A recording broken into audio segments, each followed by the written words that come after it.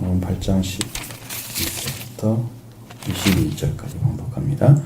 바리새인들이 나와서 예수를 힐난하며 그를 시험하여 하늘로부터 오는 표적을 구하거늘 예수께서 마음속으로 깊이 탄식하시며 이르시되 어찌하여 이 세대가 표적을 구하느냐 내가 진실로 너에게 이르노니 이 세대에 표적을 주지 아니하리라 하시고 그들을 떠나 다시 배에 올라 건너편으로 가시니라. 제자들이 떡 가져오기를 잊었음에 배에 떡 한 개밖에 그들에게 없더라. 예수께서 경고하여 이르시되 삼가 바리새인의 누룩과 헤롯의 누룩을 주의하라 하시니 제자들이 서로 수군거리기를 이는 우리에게 떡이 없음이로다 하거늘 예수께서 이르시되 아시고 이르시되 너희가 어찌 떡이 없음으로 수군거리느냐 아직도 알지 못하며 깨닫지 못하느냐 너희 마음이 둔하냐 너희 눈이 있어도 보지 못하고 귀가 있어도 듣지 못하느냐 또 기억하지 못하느냐 내가 떡 5개를 5,000명에게 떼어줄 때에 몇 바구니를 거두었느냐 이르되 12이나이다 또 7개를 4,000명에게 떼어줄 때에 조각 몇 강쥐를 거두었느냐 이르되 7이나이다 이르시되 아직도 깨닫지 못하느냐 하시니라. 아멘. 여기 이제 표적에 대한 얘기가 나옵니다. 뭐 표적이란 말씀 자체는 실제로 세대적인 표적이잖아요. 이 세대에 대해서 표적을 구하죠. 그것은 예수님이 하나님께서 보내셨다. 하나님으로부터 왔다. 하나님의 보내심 받았다. 스스로 증거하고 있잖아요. 그러면 진실로 당신이 하나님께로 온 분인가? 라는 것을 보여달라는 거죠. 기적을 통해서. 그것을 세미의 은이라 이렇게 해서 표적이란 말로 물어봅니다. 이거 당신이 하나님께로 온 자 맞아 안 맞아? 이거 확인하고 싶은 거죠. 그런데 이 사람들이 얻은 건 뭐냐면 하나님께로 온 분인 것을 믿지를 않는 거예요. 그러니까 다른 것을 통해서 그 보여지면 믿겠다 그거죠. 우리가 도마가 예수님이 오셨다는 걸 말씀드려도 봤다는 사람이 이야기해도 제자들이 이야기해도 안 믿잖아요. 보여주니까 믿잖아요. 너희는 나를 본 거로 믿느냐? 너는 나를 본 거로 믿느냐? 보지 않고 믿는 자들이 복되도다 그랬잖아요. 그러니까 우리는 성경의 말씀을 성경에 하나님께 주신 말씀을 우리가 받아들일 때는 보지 않고 믿는 믿음을 가져야 되는 거죠. 보여주면 믿겠고 안 보여주면 못 믿겠습니다. 그렇게 하는 것은 믿음으로 들어가지 않고 자기가 오감을 통해서 확인된 다음에야 믿겠다는. 그래서 실제로 계신 분이 영으로 오셔도 모르고 믿음으로 받아들이지 않기 때문에 영은 감각이 없잖아요. 영의 감각이 없는 상태니까 여러분 육감이란 말을 쓰잖아요. 6번째 영감을 말하는 거죠. 그 6번째 영감, 그러니까 영적인 것이 왔을 때 그 감각을 가진 사람이 있겠어요? 지금은 예수님이 영으로 오신단 말이에요. 그러면 오감을 가지고 확인할 수 있는 방법이 없습니다. 뭘로 하겠어? 냄새로 알겠어? 만져지겠어? 영이 안 만져지잖아. 그렇죠? 볼 수 있겠어요? 특별히 보여준 것 외에는 예수님 보여주지 않거든요. 절대로. 저는 요즘 예수님이 꿈꾸지 않습니다. 난 청년 때는 많이 꿨습니다. 그 꿈이라도 봐야지 뭐 보여질 거 아니야. 그죠? 뭔가 보여지지 않는데 들려지지도 않는데 뭘 가지고 어떻게 알 수 있어?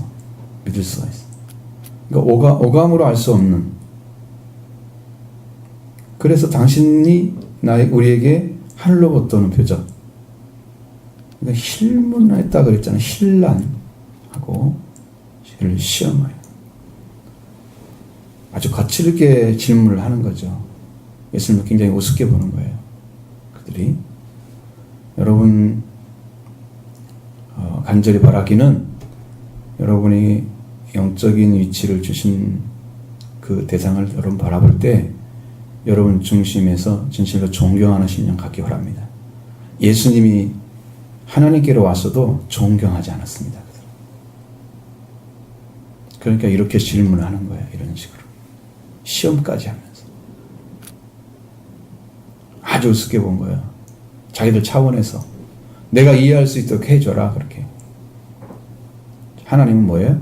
네가 지금 믿음으로 갈 수 있는 것을 표적을 달라고 하니까 뭐라고 그래요? 보여줄 표적이 없다. 사실 예수님이 그때 당시에 왔을 때 그 자리에 계신 예수님을 믿었다면 예수님 자신이 표적이에요. 오늘 나오는 말씀의 본문 외에서 보는 내용 중에서 마태복음 16장이라는데 하늘로부터 표적, 날씨는 구분하는데 하늘로부터 표적을 또 구분하지 못하느냐 그러시면서 이 사람도 역시나 시험에서 물어봤는데 예수님 말씀하시잖아요. 요나의 표적 외에는 보여줄 표적이 없느니라. 요나의 표적은 지금 있는 게 아니고 과거에 요나가 겪었던 얘기잖아요. 그 사람들이 그게 표적이 될 리가 없죠. 그 사람한테는. 구약 시대에 있었던 일이 어떻게 이루어지겠어요? 예수님은 그들에게 보여줄 표적은 과거에 솔로몬 왕 때 남방 여왕이 어마어마한 보물을 가지고 찾아와서 지혜를 드리려고 했던 그것도 표적으로 하나 외친 말씀들이 하나 있고 또 요나의 표적 있고 나머지는 표적이 없거든요. 근데 여기는 표적을 주지 않겠대. 그러면 이제 그들은 지금 와 계신 예수님을 그대로 믿지 아니하면 그분이 하나님의 아들인 것을 하나님인 것을 안 믿으면 그들은 구원받을 수 없다는 얘기를. 그래서 보여줄 표적이 없는 거예요. 믿음이라는 것은 여러분 있는 그대로를 받아들이는 게 믿음인 거예요. 자, 여러분 사람들을 대할 때 그 사람이 나는 이런 사람입니다 라고 소개하면 뭐라고 생각해요? 그렇습니까? 라고 받아들이잖아요. 그래야 관계가 만들어지죠? 그래야 관계가 만들어지잖아요. 뭐 당신 정말 그래요? 증거내봐요. 그렇게 해요?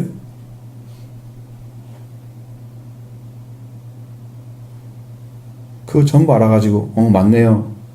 믿어드릴게요. 그냥 거리가 되겠어요?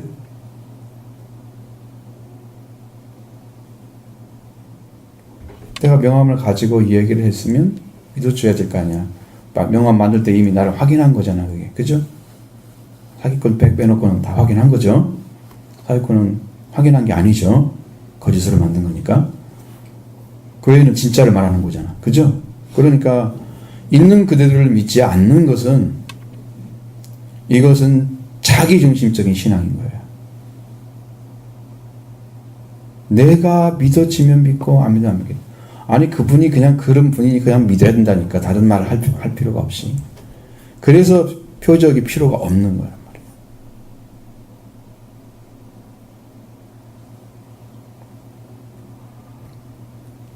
근데 그 표적을 지금도 구한다고 하면 여러분 믿음이 없는 것이 그대로 들통난 거죠.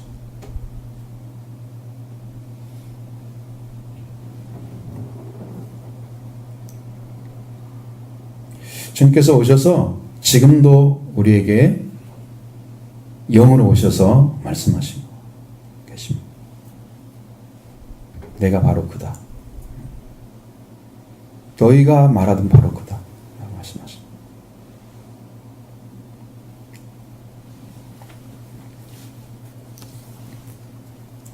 그 바리새인들에게 표적을 줄 필요를 느끼지 못했다.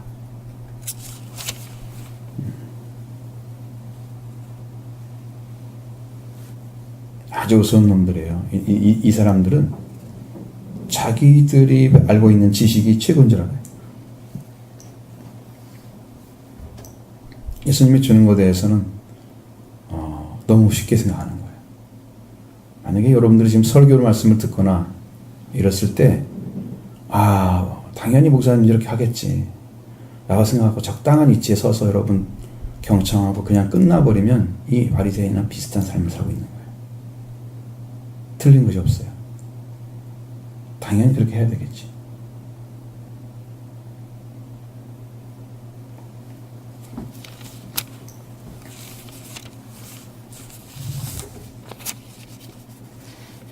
자, 두 번째 이야기는 바리새인과 헤롯의 누룩에 대한 이야기를 하고 있습니다. 성경이 너무 간단하게 써 있기 때문에 여러분의 드릴 말씀도 별로 없어요. 이거 가지고. 제자들이 떡 가져오기를 잊었다 그랬죠. 빵이죠, 빵. 배에 빵 한 개밖에 가지고 오지 않았다. 그러니까 지금 들판에 있을 거 아니에요? 그죠?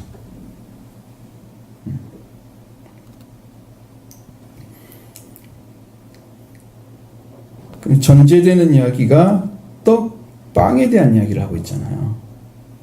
그런데 갑자기 누룩에 대한 이야기를 하니까 이것이 빵과 누룩은 연결되어 있잖아요. 이게 제자들은 빵으로 이렇게 생각한 거예요. 우리가 빵을 안 가져서 이런 말씀하시나? 이게 무슨 말인지를 몰랐다는 거죠. 귀에 들려오질 않았어. 무슨 말인지. 아마 여러분들이 설교를 들을 때 아마 그런 감각일 거예요. 무슨 말이 나와서 우리에게 말씀하실지를 전혀 감이 안 잡힌 상태로 앉아서 한번 경청하고 다 듣게 되면 이해할 수 없는 것처럼. 금방 여기서 빵 가서 먹고 그리고 왔는데 지금 누룩 이야기 하니까 빵과 누룩은 연결되지 연상을 딱 해가지고 우리가 빵을 안 가져왔나 봐. 이걸로 연결이 딱 되나. 연상 퀴즈를 하는 거죠.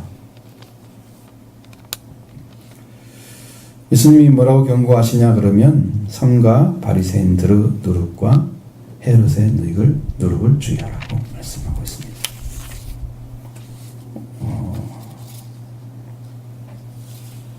이 사람들의 누룩은 바리새인들의 누룩도 역시 마찬가지고 헤롯의 누룩도 똑같은 의미는 하지만 다르게 생각하면 나눌 수 있는 부분이 있죠. 이들이 전부 다 합쳐서 예수님에 대해서 대항하는 세력입니다. 동질성은 예수님을 대항하는 세력.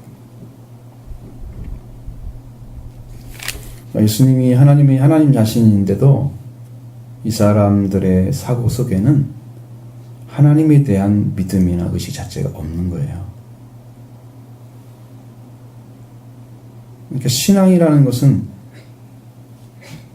그 믿음을 가지고 받아들여서 이루어지는 것들인데 이 예수님에 대해서 기본적인 자기 이해하는 바탕이나 기준 자체가 믿음이 바탕이 아니고 구약 성경에 말씀해 놓은 장로들의 전통이 중심인 사람들, 바리새인들. 113가지 뽑아놓은 그 구약에 있는 전통들이 자기들이 주장하는 내용들이야. 더 중요해 그게 더 중요하단 말이야. 그러니까 예수님이 성경을 읽다가 성경과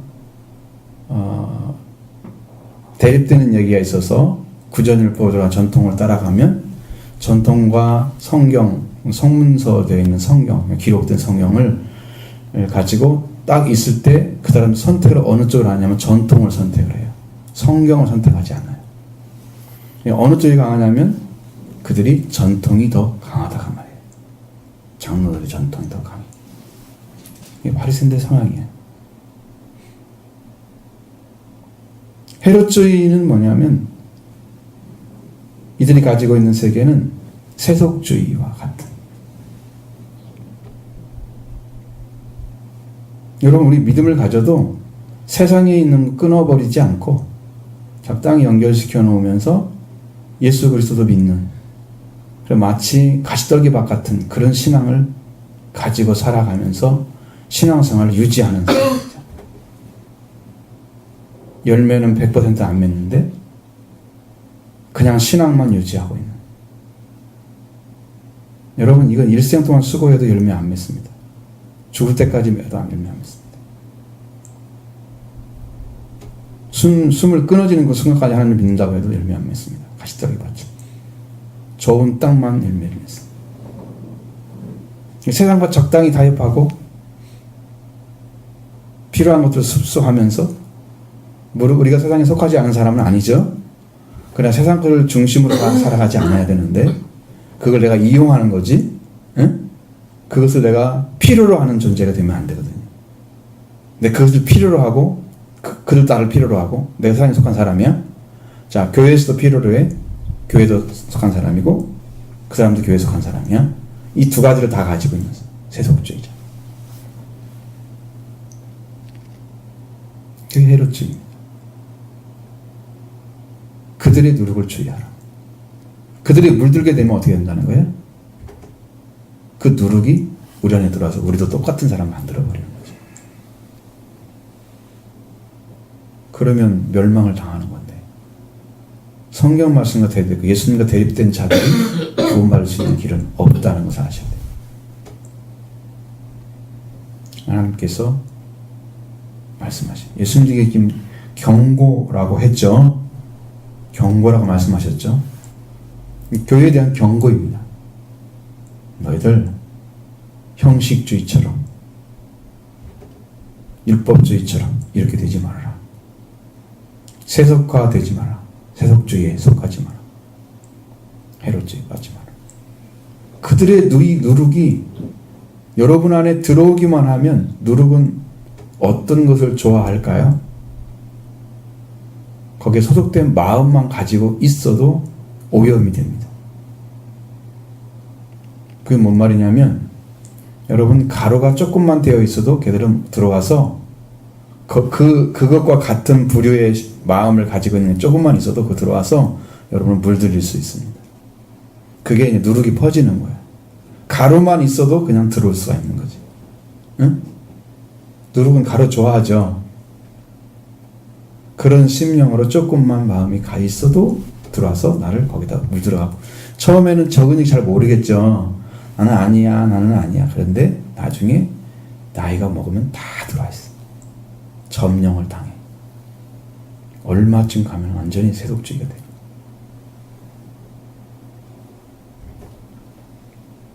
댐이라는 것도 작은 댐이 큰 댐이 아무리 큰 댐이 있어도 작은 구멍이 나기 시작하면 그 구멍을 막지 않으면 점점 커져서 결국 무너지게 되는 거예요. 여러분의 신앙이 작은 것 허락해줬다가 다 멸망을 당할 수도 있는 거죠. 댐이 무너질 수도 있는 거예요. 근데 그것을 전혀 이해를 못해요. 허락해주면 여러분 망할 수도 있는 거예요. 그래서 예수님은 지금 경고까지 얘기를 한 건데, 이렇게 되면 이 사람들에게 속해지면은 너는 망한다, 그 말이거든요. 경고라는 말은 사용했을 때는 그 이후에는 화가 임하고 재앙이 오는 거죠. 그 이유는 그렇게 무섭기 때문에 결단코 속하지 않기를 바라는 그 예수님의 간절한 마음이 경고라는 말로 쓰인 거죠. 그거는 여러분이 분명히 주의해야 됩니다. 여러분이 깨어서 그걸 보면서 들어가지 않기를 간절하게 또 소망하고 있어야 되고, 또 경계심을 가지고 있어야 되고, 들어온 곳이 있다고 하면 가차없이 쳐버려야 돼요. 적당한 선에서 머물러 있으면 여러분 빠져나오지 못한 것입니다. 결국 결과적으로는 그것에 의해서 우리가 망할 수도 있다. 빠질 수도 있다. 그 정도로 주님은 아주 두렵게 여기는데, 사람들이 받아들이는 태도는 그거 그냥 별것 아니라고 생각합니다. 그건 자기 생각이죠. 별것일지 별것 아닐지 모르죠. 모르는 것입니다.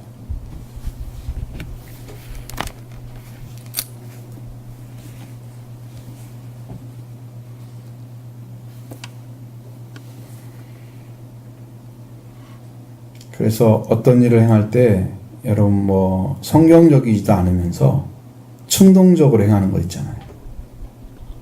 이거 해야 되겠네? 하면 갑자기 아무 계획도 없었는데 확 해버리고. 그런 경험이 있어요, 없어요?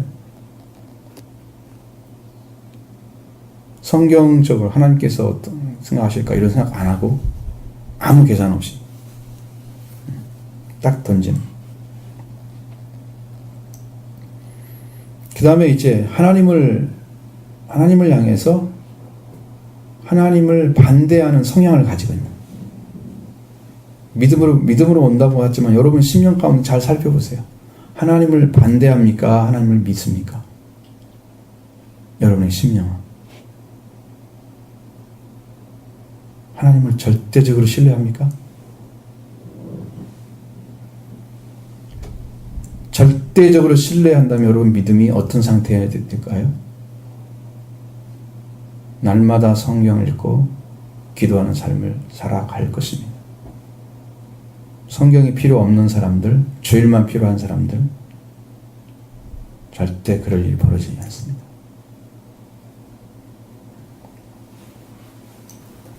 하나님을 반대하는 성향이 심령 가운데 있어요. 믿으면서도. 그것들이 유대교적인 것들이에요.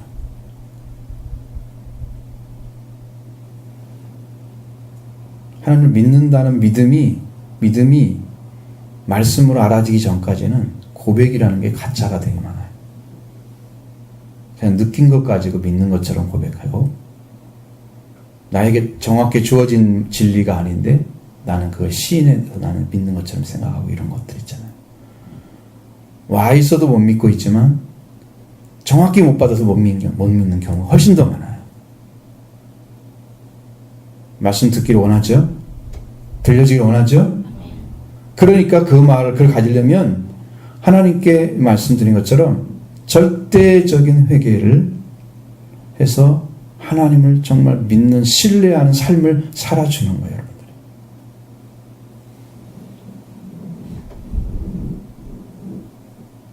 그 시간이 지나면 이 누르게 들어요.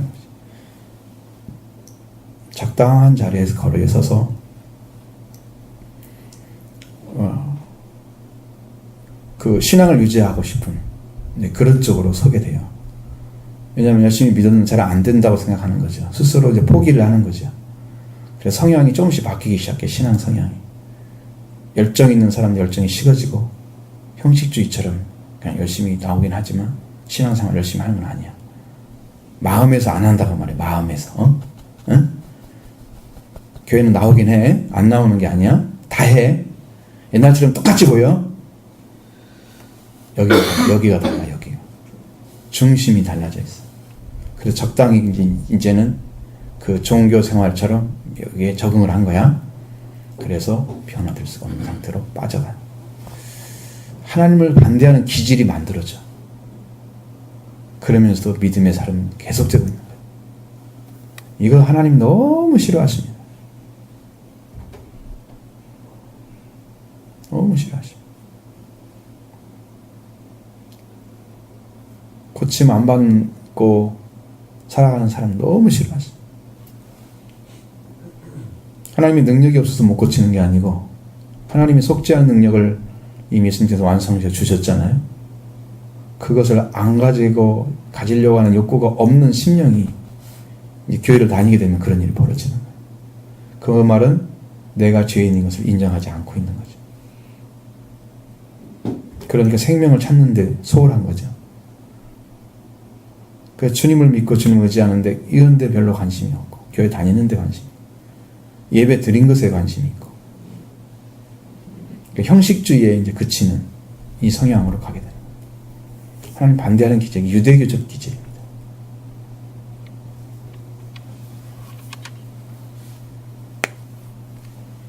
그런 성질을 가지고 있거나 그런 기질을 가지고 있는 상태. 유대교적인 거예요. 이것이 이제 헤롯의 노력과 연결이 되어 있습니다. 자, 여러분의 신앙이 확실하게 쓸 수 있는 딱 길은 예수 그리스도를 발견하고 그분이 누군 걸 알고 여러분이 왜 예수님이 필요한지를 정확히 알게 되면 여러분은 차지할 것이 뭔가를 압니다. 그때부터 기도가 질이 달라지죠. 그것이 마음에 딱 찾아지기 전까지는 다 형식주의입니다. 예배를 안 드리면 꺼림칙하고, 그래서 안 드릴 수가 없고, 또 주일에 어디서 마땅히 또 가야 될 때가 별로 없어. 교회 와야 되고, 그런 식으로.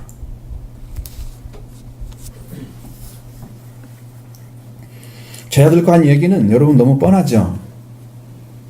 제자들 수근거리잖아요. 누룽 이야기하니까 떡과 연결시켰어요. 빵하고. 빵을 가져오지 않았기 때문이야. 예수님이 그러고 빵이 없으면 수근거리냐고 물어보잖아요. 이렇게도 알지 못하고 깨닫지 못하는 너희 마음이 이렇게 둔하냐? 너희가 눈이 있어도 보지 못하고 귀가 있어도 듣지 못하냐? 기억하지 못하느냐? 예수님이 아주 강력하게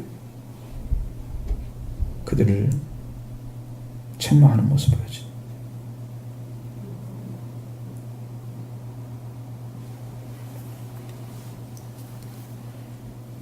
사실 예수님 자신이 떡이거든요. 빵이거든요. 하늘에서 내려온. 내가 생명의 빵이니.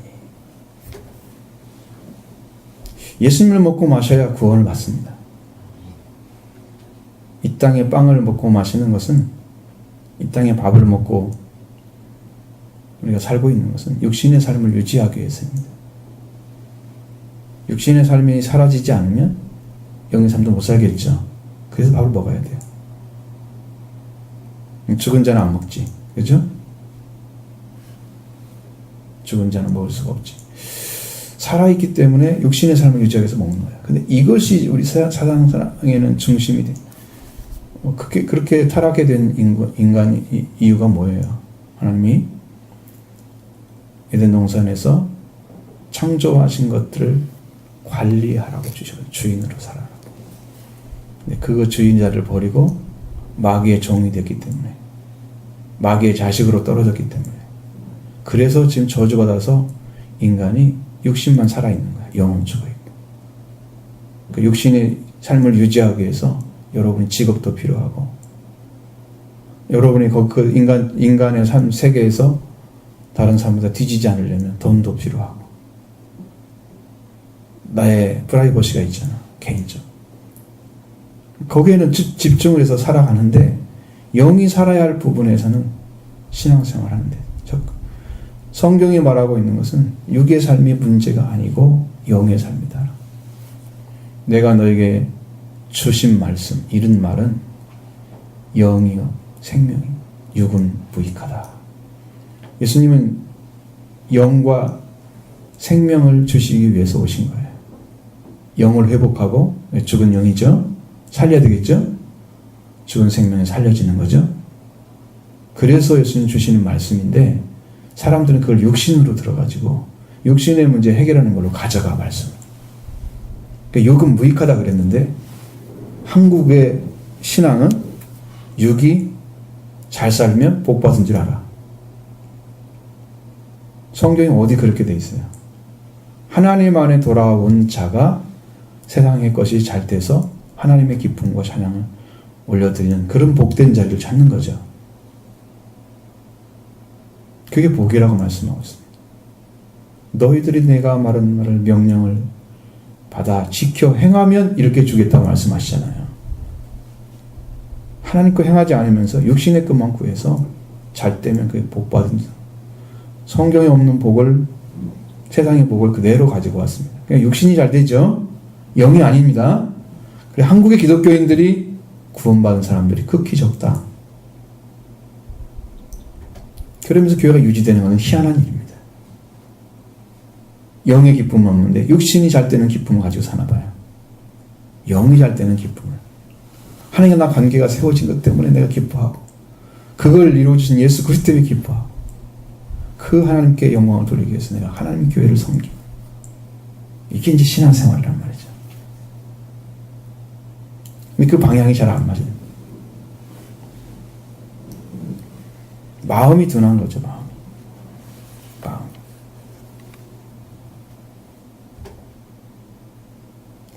여러분 말씀이 들려줄 때 여러분 마음이 움직이지 않고 머리로 조금 그렇구나 그렇게 깨닫고 가면 여러분의 삶은 살지 않을 것입니다.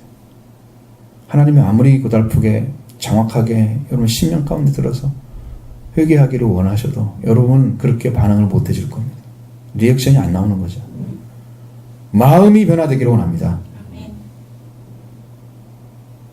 의지로 들어가야 됩니다. 말씀이. 이렇게 살지 않으면 멸망이구나. 육신의 삶이 아니라 영의 삶이 되야 됩니다.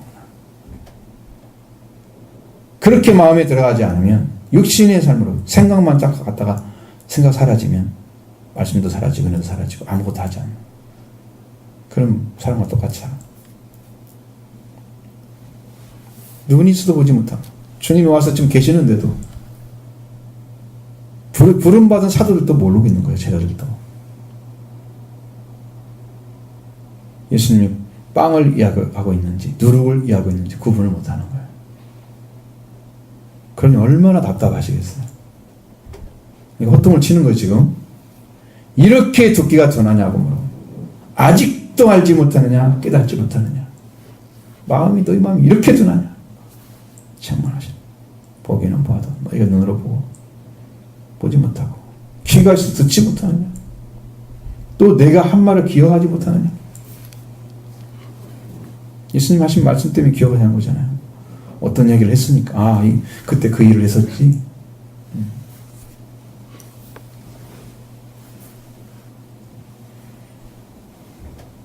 주님이 이 말씀에서 여기서 마가를 통해서 강조하고 있는 이 마가복음을 강조하고 있는 것은 이 제자들의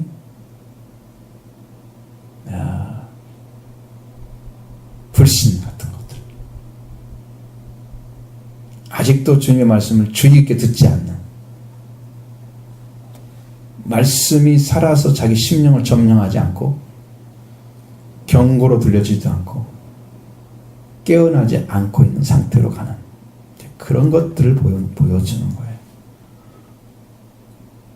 여러분 마음속에 성경 말씀이 들려와도 여러분 영은 깨어나지 않으면 이 말씀이 여러분과 아무 관계가 없게 됩니다. 그 들려지는 말씀이 여러분의 살리는 하나님의 명령이 되기를 원합니다.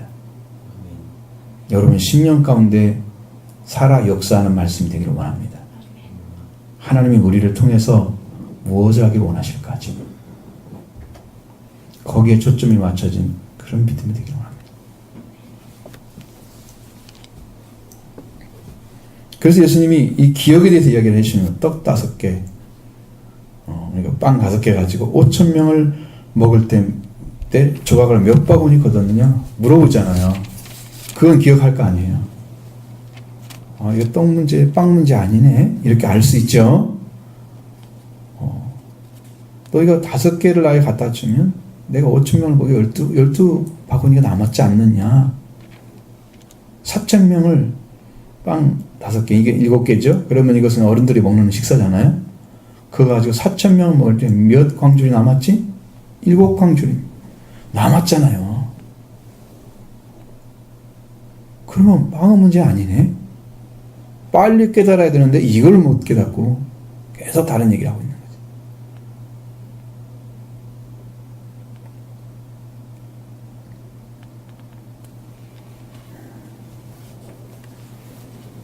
그래서 아직도 깨닫지 못하느냐.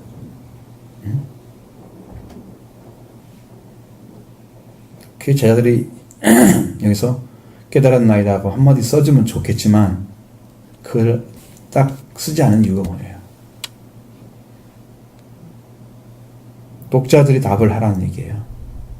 읽는 사람들이 답을 하라는 거죠.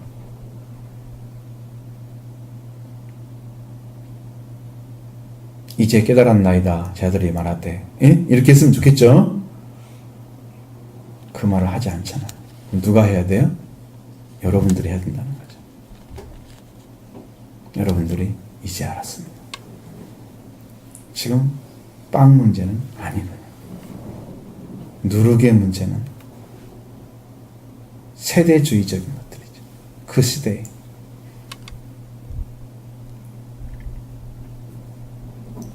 앞에서 표적에 대한 이야기도 바리새인들이잖아요. 그죠? 표적을 구하는 자들이 바리새인들이었죠? 여기서도 누구예요? 바리새인들이 누룩이 들어가 있잖아요. 하나가 포함된 게 헤롯의 누룩이란 말이에요. 그러니까 똑같은 이야기를 하고 있는 거잖아요. 지금. 그들은 살아야 할 의미가 없는 거죠. 살아야 돼. 바리새인들 일지라도 살아야 돼? 라고 주님이 말씀하셨다면 성경에 그런 얘기는 한마디도 없습니다. 만약 그렇게 하셨다면 그들에게 일말의 희망이 되었을 거예요. 아, 저들도 회개할 수 있겠구나. 주님 앞에 자기 가져와가지고 자기들이 지키던 전통인 그 전통이 강조하는 게 뭐예요? 안식일과 정결 예식. 이거 중요한 그 두 가지잖아요. 그 두 가지를 예수님이 적용시켜서 앞에서 여러분 마태복음 읽어보면 안식일에 일하고 있는 거 따지죠? 안식일 안 지켰다. 15장이 넘어가면 안식 밖에 나갔다가 떡을 먹을 때 빵을 먹을 때 손을 안 씻었다. 따지죠? 그 엄청나게 그 사람들 중요한 문제예요. 그 사람들한테는. 성경이 그 두 가지만 이야기하고 있어요. 하나님 된 얘기는 안 해요. 그건 싹 빠졌어요. 그걸 지키지 말라고 하지 않아요. 지키라고 하는데 하나님 중심이 아니에요. 날짜 중심이고 정결의 중심이고 안식일 날짜 안 지키는 거 그게 더 중요해. 하나님을 안 믿는 거 이게 더 중요한 거지. 여러분 하나님을 믿게 되면 안식일을 지키겠지. 당시에도 오늘 하나님을 믿게 되면 교회를 와야 되잖아. 주일에. 안 오면서 믿고 있다? 그거 뭐 자기 혼자 믿는 거지. 그게 누가 알아. 하나님 어떤 관계인지 누가 알아. 아무도 책임져 주지 않습니다. 아무도 그를 기도해 주지 않습니다. 그것은 거짓된 신앙입니다. 공적인 신앙인이 아니잖아요. 옛날에는 무교회주의자가 있었어요. 우리나라에서 유명한 무교회주의자 함석헌 선생 같은 사람이 있었어요. 그냥 자기가 혼자 자신이 교회인 거지.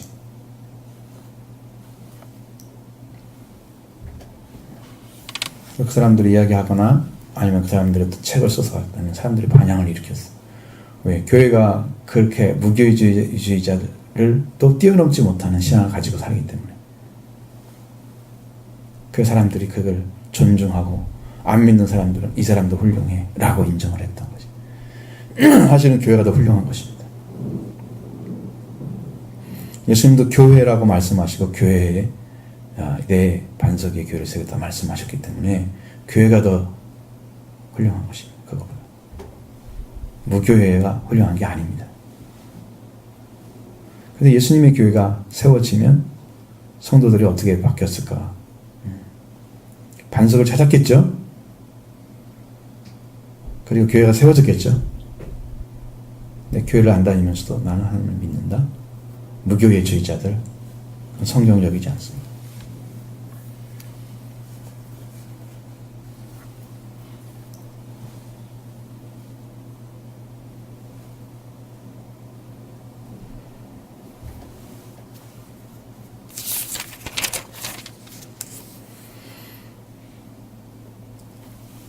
그래서 여러분들에게 드리는 말씀은 여러분의 신앙이 들려지지 않는 말씀을 어떻게 믿어야 되나. 성경이 말씀하고 있지 않은 것들. 우리한테 보여주는 말씀들은 여러분이 그 복음서마다 좀 다르게 설명이 되어 있거나 아니면 설명 자체보다도 거기 어떤 방향 자체가 바꿔져 있는 상태도 많아요. 그러니까 전혀 이 방향이 이 방향인데 여기는 이 방향인데 그건 복음서마다 왜 이렇게 다르게 쓸까? 똑같은 사건을 가지고 거기에서 그 복음을 통해서 복음을 쓴 기록자를 통해서 하나님이 보여주고자 하는 목적이 따로따로 있기 때문에 그래서 다르게 기술을 해놓은 거예요. 성경은. 그러니까 읽을 때마다 이건 좀 이상해. 서로 비교해서 이상하게 생각하지 마시기 바랍니다. 더 넓게 보시기 바랍니다. 그러면 다 이해가 돼요.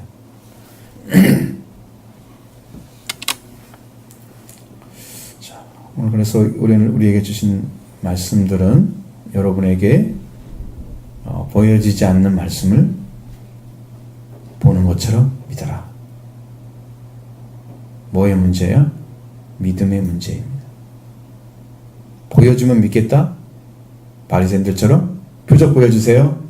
보여주면 믿죠? 여기서 보여주면 믿겠죠? 그런데 성령이 하시는 말씀은 여러분 요한계시록을 보세요. 1, 2, 3장을 잘 읽어보시면 거기에서는 보여주는 게 없어요. 말씀으로만 이야기하세요. 성령께서. 높은 단계에서는 사람들이 보여주는 목적으로 안 해요. 뭐 사람들이 소위 말하기로는 환상도 봤네, 뭘 봤네, 막 이런 얘기 하잖아요. 그렇게 안 보여줘도 믿어야 된다니까. 성령께서 교회들에게 하신 말씀을 들을지어다. 그렇게 말했습니다.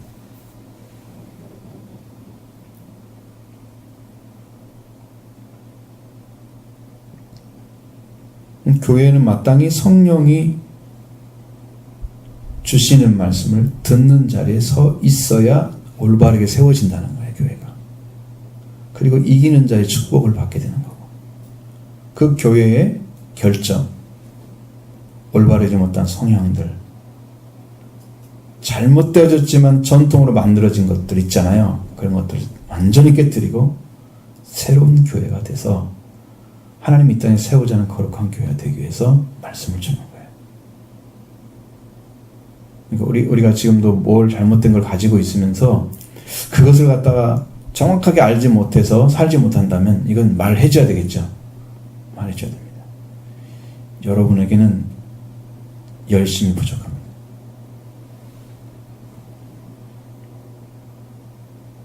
열심을 내시고 회개하시기 바랍니다.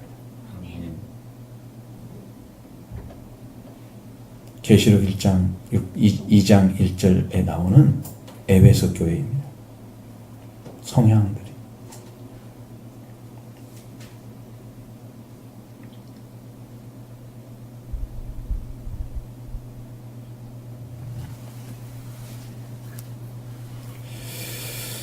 분명하게 주님께서 이제 말씀해 주셨기 때문에 여러분이 이 길을 잘 찾아서 믿음으로 들어가게 되면 여러분이 해야 될 일 다 주님께서 행하게 하실 거라 믿습니다. 우리가 해야 될 일은 말씀을 따라서 주의에 살아가는 것. 성경을 이렇게 강조하고 말씀만 강조하냐. 성경에서 예수님이 하신 말씀이 있기 때문에 그렇습니다. 다 계명이라는 것도 구약적인 거잖아요. 용어 자체가. 커맨드멘트는 명령이라고 할 수도 있습니다. 하나님은 명령. 그 명령을 예수님도 지켰습니다. 그래서 하나님의 아들의 자리에 쓰신 거예요. 아들인데 아들의 역할을 안 하면 아들이 아닌 것처럼 사는 거잖아요. 그럼 그 아들을 누가 아들을 통해서 아버지를 알겠어요? 그러니까 예수님이 아버지의 계명을 지켜서 아버지의 명령을 지켜서 내가 하나님의 아들인 것을 완벽하게 보여주셨어요. 그것이 계명을 이룬 거예요. 명령을 이룬 거예요. 그러니까 내가 이런 존재로 태어났는데 내가 그 삶을 재현해 주지 않으면 내가 그런 사람인 게 증거가 되질 않아. 가짜인 거죠. 그러니까 여러분이 그리스도인이면 그리스도를 믿는 사람의 삶이 의식과 어떤 여러분의 말이나 그런 행동 이런 삶을 통해서 증거가 될 정도로 충만해져 있어야 돼요. 말씀으로 채워지고 은혜로 채워지고 그래서 날마다 감사와 찬양이 넘치고 신앙이 하나님의 은혜로 채워져서 이게 밖으로 흘러 넘쳐야 이게 보여지는 거예요. 그때야 비로소 이루었네 라고 얘기하는 거예요.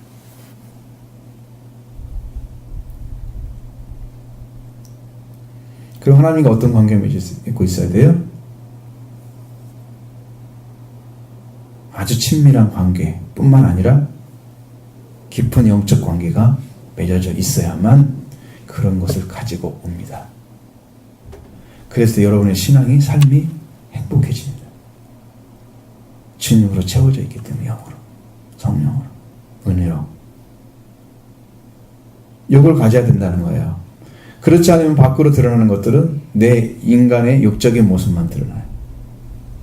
너 교회 다닌다며? 다니긴 다녀. 근데 말할 말이 별로 없어. 내가 이렇게 살아보니까 어쩌더라. 이해 못해, 말을. 전도도 한마디 못하는 거야. 야, 너도 교회 다녀라. 내가 할 말이 있어야 돼. 그러면 넘치고 있는 사람은 지금 그 은혜를, 하나님 교제가 항상 넘치고 있는 사람은 말할 수 있어요. 내가 이렇게 시간을 투자하는지 아깝지 않다. 이렇게 하니까 내가 이렇게 변화하는데 나는 정말 너무 감사하다. 하나님 살아계시면 날마다 경험하고 있다. 당신도 교회 다니세요. 말이 있죠. 당신 못 받았길래 그래도 했지. 알고 싶을 거 아니에요, 그 사람들. 그것이 이루어진 거예요. 증언하는 거예요. 근데 지금 자기도 못 써가지고 쩔쩔 매고 있는 사람들 누구한테 한마디 교회 오라고 하겠어요? 이거 전도를 할 수가 없는 거예요, 교회가 지금. 여러분에게 부어주기를 원하지 않는 게 아니고 여러분은 찾지를 않기 때문에 이게 안 되는 거예요. 그래서 에베소 교회 말씀처럼 열심을 내라. 응? 열심히 여러분 10년 가운데 적어놓기 원합니다. 이제 충성하셔야 됩니다, 교회에서. 없는 풀도 매세에 와서 그렇게 하셔야 됩니다. 교회를 충성하는 게 뭐 있어? 예배만 드리는 게 충성이야? 교회를 사는 일이 있어야죠. 자, 열심히 마음을 다해서 사랑하는 마음을 갖게 되면 여러분도 모르는 사이에 여러분이 하나님을 사랑하는 마음을 품게 됩니다. 교회를 사랑하게 됩니다. 일주일에 한 번씩 와서 구경하는 교회가 되면 안 됩니다. 청소는 잘 됐나 그렇게 쳐다보는 그런 교회가 되면 안 됩니다. 왜냐하면 이게 우리가 살고 있는 예배당이잖아요. 여기서 친교도 있고 예배도 있고 기도도 있고 여기서 찬송도 있고, 그죠? 여기 다 있잖아요. 그러니까 여러분들이 여기를 사랑해야 됩니다. 사모하는 마음이 있어야 됩니다. 나도 모르는 사이에 스며들어가요. 그걸 사랑하게 됩니다. 예배당을 사랑하게 되면 성경 말씀처럼 이게 우리 아버지 집이라고 생각하고 내 아버지 집을 내가 깨끗하게 해야지, 정결하게 해야지, 사랑해야지. 그래서 마음이 달라지기 시작하는 거예요. 순수하게 교회를 사랑해 보십시오. 여러분 신앙이 어떻게 달라진지 경험해 보세요. 순수하게 사랑해 보세요. 예배당을 하나님의 집으로 받아들이시고 기도하는 집으로 받아들이시고 순수하게 받아들여 보십시오. 사모하면 달라지고 그 교회를 얼마나 잘 섬기게 될까. 예배당을 하나님 거룩한 예배가 드려지는 이 거룩한 토상, 그러니까 얼마나 열심히 살 수 있을까. 그것이 여러분 따뜻하게 느껴지는 그때야 비로소 여러분이 하나님을 사랑하는 마음이 회복되는 거예요.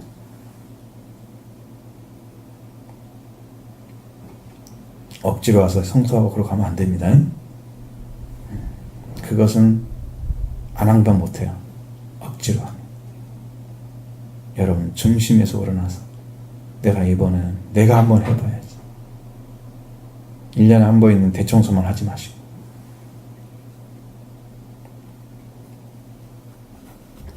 교회는 뭐가 필요한지 살펴서, 이제 물론 부장도 세워야 되는데 그런 것은 세우려면 좀 제대로 좀 해야 되는데 다 세워버리면 그 부하 직원이 없잖아, 한 사람도. 윗 대가리만 있으면 안 되잖아. 그러니까 지금 사람이 부족하니까 못 세우잖아.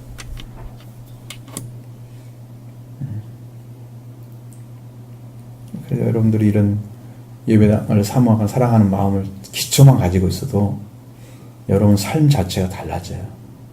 교회 중심으로 딱 돌아와요, 마음이.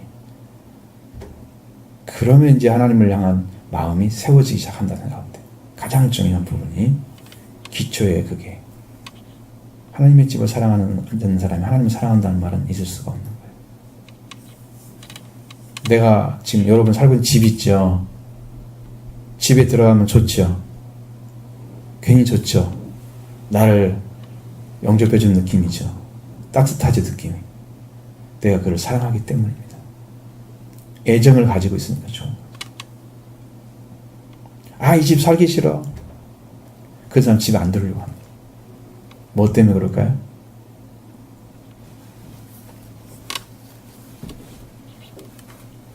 집을 나가는 사람들은 구성원 때문에 나가는 겁니다. 구성원들이 집에 나를 있게 말 못하니까 나를 사랑해 주지 않아. 좋은 관계가 안 만들어져서.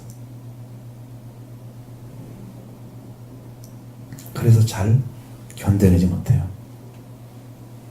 충동을 받죠. 이 집 떠나볼까? 이 집에 살기 싫어. 여러분이 하면 안 되지. 응? 자, 그러면 집을 따뜻하게 하려면 누구부터 시작이 될까요? 나부터 시작이 되겠죠. 그러니까 여러분이 교회에 사람들이 오게 하려면 어떻게 될까요? 여러분부터 예배당을 사랑하셔야 됩니다. 그래야 다른 사람도 아, 내가 사랑 같이 와라. 당신은 내 가족이 되길 원한다. 이렇게 해서 같이 오는 거죠. 그 따뜻함이 와 있어야 돼요. 구경꾼 되면 안 됩니다.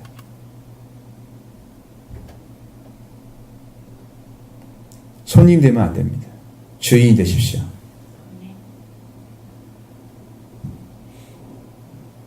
주권을 행사하려고는 하지 마시고 주님의 것이기 때문에 나도 주님의 것이라고 알고 있는 신앙 가운데 세워진 그런 성품을 가지고 내가 따뜻하게 주인처럼 오시는 분들 영접할 준비가 되어야 된단 말이죠. 그런 주인, 그런 의미의 주인. 자, 그렇게 가셔야 됩니다. 그래야 여기에 있는 이 제자들의 문제가 생기지 않습니다. 말씀을 들어도 알지 못하고 알지 못하고 이렇게 하면 안 되죠. 자, 이런 것들이 다 사라지고 이제는 정확하게 말씀이 들려지고 마음이 열려져서 하나님을 영접하는데도 굉장히 적극적입니다. 교회를 사랑하게 되면 굉장히 적극적입니다. 그러니까 신앙을 통째로 이렇게 영접하는 방식 중에 하나입니다. 예배당을 사랑하고 찾아오고 그걸 살피고 내가 어떻게 하면 더 따뜻 좋게 만들까 이런 생각하는 사람들은 마음이 열려진 상태입니다. 그러니까 말씀도 쑥쑥 들어와요. 넓어가지고 마음이 열려가지고 1주일에 한 번씩 오는 교회는 여러분 손님입니다. 그 따뜻한 느낌을 별로 못 받죠. 본인이 별로 사랑하는 느낌이 없잖아요. 그렇게 되면 여러분의 신앙은 적은 의미에서 예배 드리는 자가 됩니다. 그리고 그걸 거지. 이렇게 되지 않기를.